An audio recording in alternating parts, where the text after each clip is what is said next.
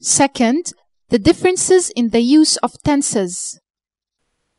In British English, the present perfect is used to express an action that has occurred in the recent past that has an effect on the present moment.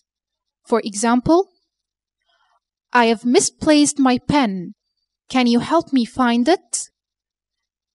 In American English, the use of the past tense is also permissible. I misplaced my pen. Can you help me find it? In British English, however, using the past tense in this example would be considered incorrect. Other differences involving the use of the present perfect in British English and simple past in the American English include the words already, just, and yet.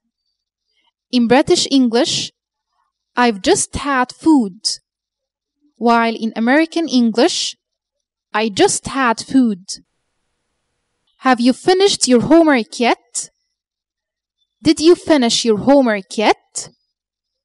I've already seen that film. I already saw that film. Another difference is the use of verb to have. In British English, I've got a car, while American English, I have a car. She has got a new phone. She has a new phone.